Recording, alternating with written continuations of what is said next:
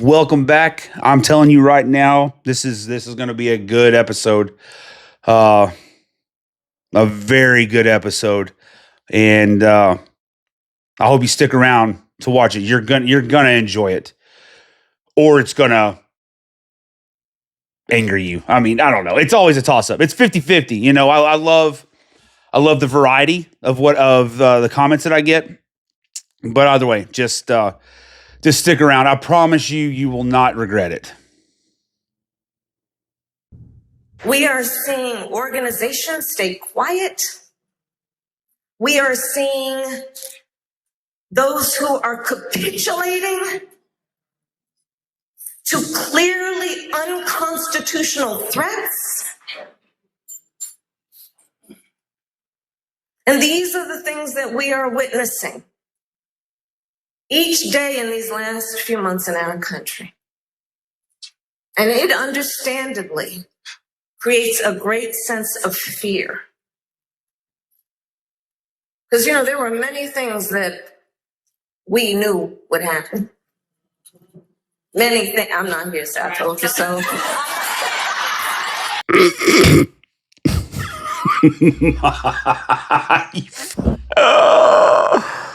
Oh, you've got to be kidding me. You've got to be kidding me, right?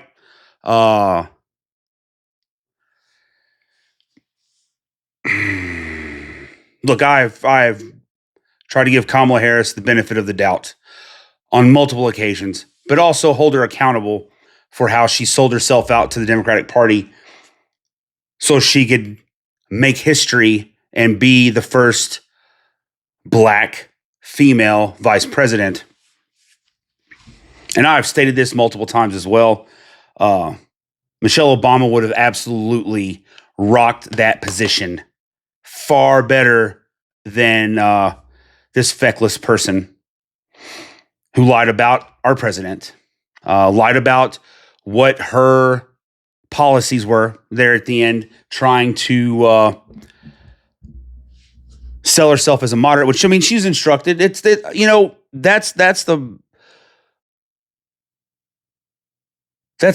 crap side of when you sell your soul, when you sell yourself out. You're bound by a contract, a Faustian deal that you have to meet. You have to meet those requirements,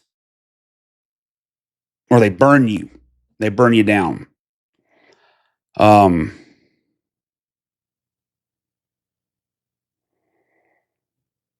her to say that she told the soul in anything is a joke.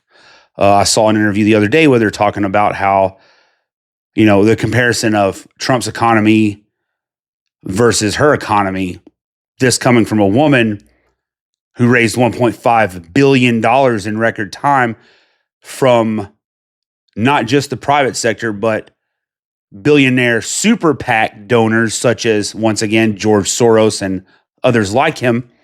Like they love to call out the Republicans. They're an oligarchy and they're owned by money and these billionaires are puppeting them. They're puppeteers, blah, blah, blah, blah, blah. Like they're not 100% doing the same exact thing. But anyways, I digress. $1.5 billion to spend it on millionaires, still lose the election with her ass handed to her on a silver platter in multiple venues, to also still be $20 million in debt, owing the people that helped her to lose the election by their lack of wisdom that they expounded upon her, and their horrible decision-making, because everything that Trump does, you're supposed to be opposed to, which is stupid. That man could literally cure cancer. And these degenerate morons would complain that he was taking money out of the pockets of big pharma. How are they gonna survive? That's how ridiculous they are. 100%. There'd be some dumb freaking position they would take, even though he cured cancer. But Kamala saying anything about anything is a joke anymore to me. I mean, Tim Walz is throwing shade on her for even saying I told you so, with her signature ridiculous cackle.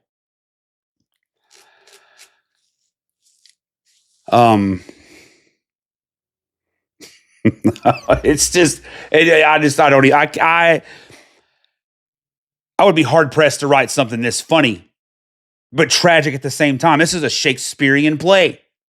But I don't hold a candle. None of my words hold a candle to the veracity and the finality of Miss Ana Kasparian from TYT and the double barrel blast she gives the Dems and she gives Kamala Harris. You know, I absolutely support Kamala as being the governor of California. That is absolutely within her wheelhouse. She is most assuredly, that is her pay grade. She is punching way up trying to run to be the leader of this country. She doesn't have it. She doesn't have the strength. She doesn't have the intelligence. She doesn't have her fortitude is non-existent. She is as pliable as silly putty. Malleable and pliable, just fold her over, sculpt and mold her however you need her to be. She's a far left progressive. No, she's a moderate. That's bullshit. But anyways, I'm going off on my tangent again. Y'all have to see this. I'm sure some of you have, but this is an absolute gem. I did not used to like Ana and Cenk, but I have grown to love them. I definitely don't agree with all their stances or their policies, but with Ana being, undeclared now or whatever, and her, what I love about them is even though some things I don't see eye to eye with them on, they're as a straight shooter as you could possibly find. I love that about them. They're brutal. I love brutality. Love it. Especially when it has to deal with a critique of some sort. When someone's actively trying to do it to show you and teach you something, not tear you down. And I love these people. I love Ana. I love her rants. I love Cenk's rants too. They are extremely entertaining. But enough for me. Shit. Oh my God. Okay, y'all just watch. I'm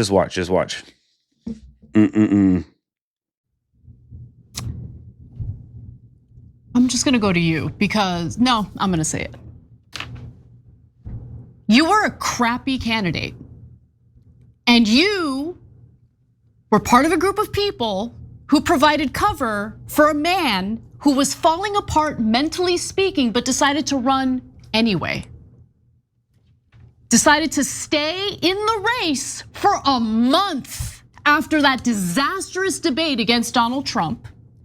And then when Biden, the most unpopular sitting president, called you up before the debate and told you, remember, kiddo, no daylight between us, do not differentiate yourself from me, you listened.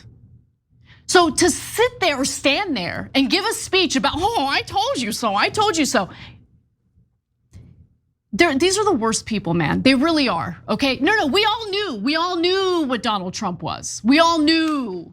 And for all the Democratic ass kissers out there who provided cover for the bad behavior of that administration, they directed their ire toward people like us who kept warning the Democrats, you're gonna lose to Trump, you're gonna lose to Trump, you're pushing unpopular policies, you're gaslighting Americans on the issue of immigration. If you do that, that creates an opening for someone like Donald Trump to come in and do what he's doing in regard to mass deportations, do what he's doing in regard to literally deporting people before they even have a single day in front of a judge to adjudicate whether or not they're undocumented, to adjudicate whether or not they're actually gang members.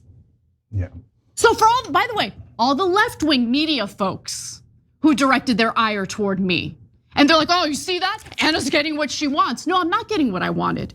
I wanted Democrats to stop gaslighting American citizens and acknowledge what was going on in the country and provide their solutions for it. Too much to ask for. Too much to ask for. Anna's the problem. Oh, big, strong, big, bad Anna. With all of her power, she's the one who swung the election, right? I can't stand these people. They're the worst. They're the worst. Ooh, shoo. Ooh, I love it. That woman, the venom, the vitriol in her delivery and inflection in her speech gives me chills. Gives me chills. Because, I mean, she's not lying. She's not lying. She absolutely reiterated the things that I already said, the things that I've been saying, things that many people have been saying. I'm most assuredly not the end-all, be-all political commentator and master of all insight and wisdom or any of that crap, by no means. But I see and recognize patterns, and I understand the human condition. And I can spot a bullshitter from 2 miles away. It's ridiculous. It is ridiculous. I mean, and the Democratic Party has been nothing but on BS the whole time. I mean, she even said it. Capitulating, to cover up Joe Biden's failing mental capacity, becoming more and more disconnected. And then Biden telling her there's no space between us. There's no distance between us. We're the same. We're the same. That's what they've been telling her this whole time. And of course, I hold the Democrats responsible for that, and her handlers are responsible for that. But the fact that she let herself get handled just because she wanted to make history, wanted to be the vice president of the United States, is ridiculous. That's ridiculous. Trying to get to a place that when your entire run is false. What good is that? She can't be trusted. There's nothing to trust in that woman. Period. Other than she's going to be on bullshit. You can trust that. You can take that to the bank. She's going to say whatever she's got to say to get there. Especially now. She don't have anybody holding her. No one's holding her back now. Faustian deal, I mean, wow. That is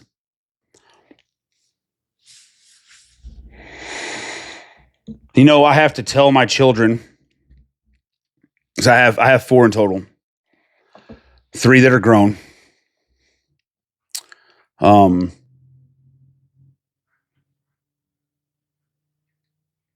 have to tell them that I'm sorry for the state of this country, for the way it is, and apologize for their hardships they have to deal with.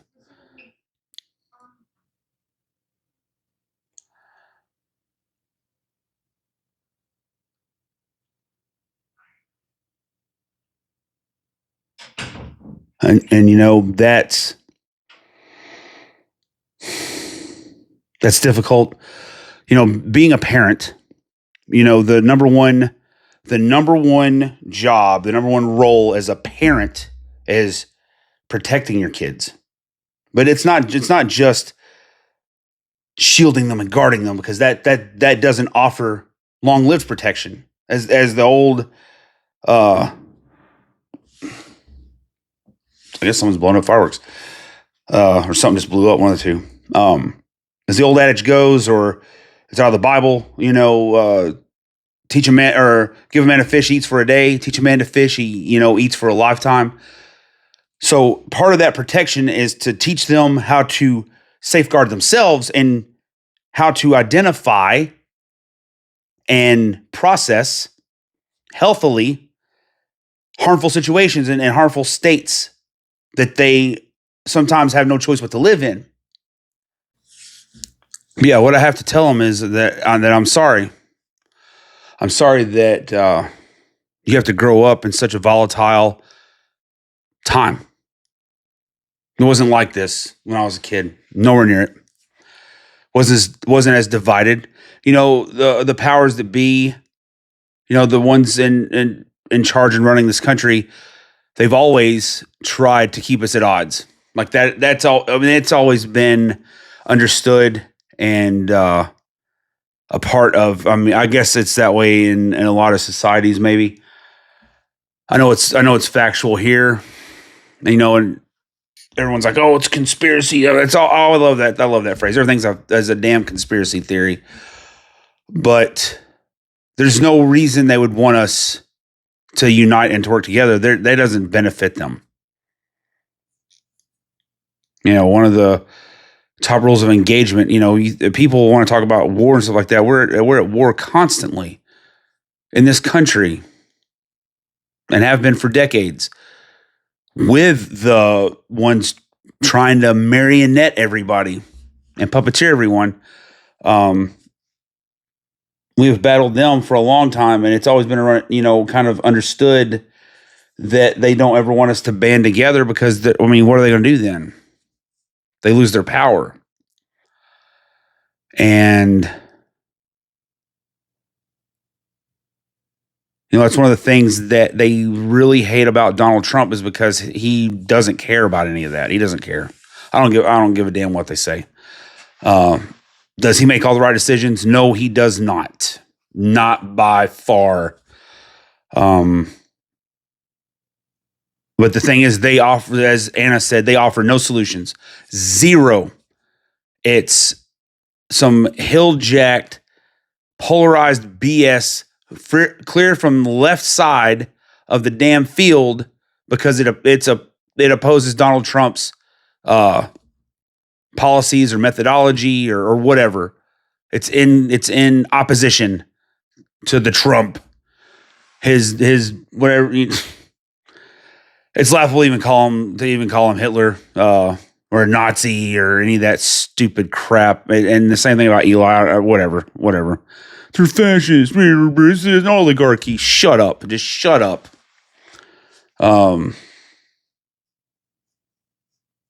You're projecting. It's projection.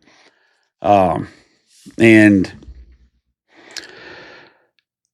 I don't know. I apologize to my kids, and I try to prepare them. I've tried to prepare them as best as possible to be able to be well-adjusted and fully functioning adults that can pivot at any time to change direction in their course that benefits them. To care about themselves, to love themselves, to love other people as well. That's how I was raised. You care about your fellow man, woman, whatever terminology you want to use, your fellow American. And everyone's like, this is the United States, the Americas, or these countries. I don't give a shit. I don't care. It's the United States of America. I can say Americans. Anybody can say that. So if you have a problem with it or you just want to be snarky and snide, yeah, I can be the same. I can do the exact same. Just like I can't believe people are still trying to frame over this Gulf of America crap. I think it's hilarious. And I troll the hell out of people all the time on Facebook over it because it's fun.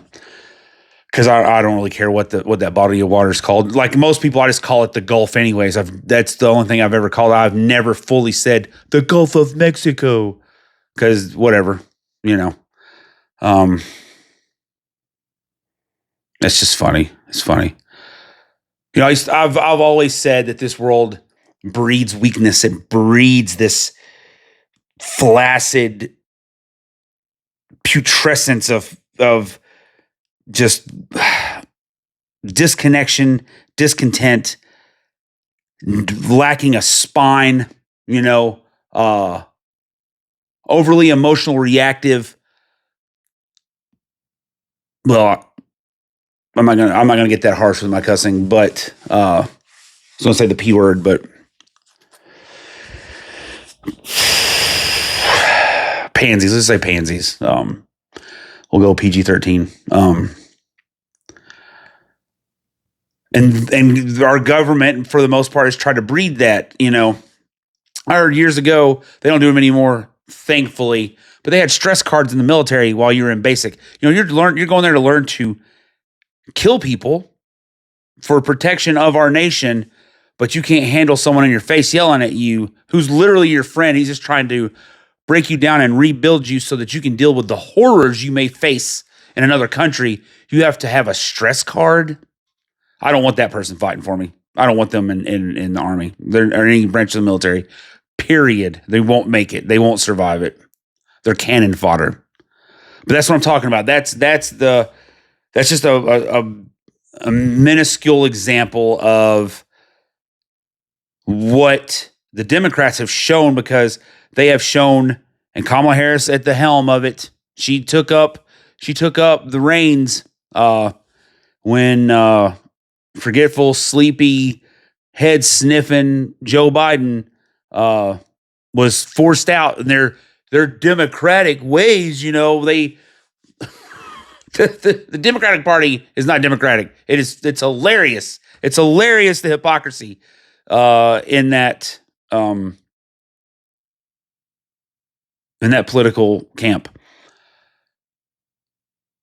But that's what they want. That they try to keep us confused. They don't want to be forthcoming with truth. They definitely don't want to own up to their screw ups. And that's the thing that Tim Walz was apparently throwing shade, as you could see in that clip with Ana and Cenk. We couldn't see him in it, but you could hear him.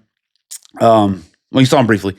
But Tim Walz was throwing shade at Kamala because she's not owning up to their loss as to why that happened. Because it's not racism. It's not any form of bigotry. Period. It's that she's useless to this country. She serves no good purpose whatsoever. She's a horrible candidate, as Ana said. So, I hope she runs. I really do. It's going to be funny. She won't make it. She will not get elected. It's like Hillary Clinton running. She'll never get elected. That reality will never exist in this country. They need to take up citizenship somewhere else, because it's not going to happen here. And it's laughable. So, it'll at least, like I said, at least have a very high value of entertainment that we all get to enjoy. Well, not all of us. Some of y'all, I don't know, cut off your nose to spite your face and then lie and say you didn't actually cut your nose off, even though your nose is missing. We can see your face. Oh, goodness. Anyways, hope you enjoyed my 50 cents worth. And like, share, and subscribe.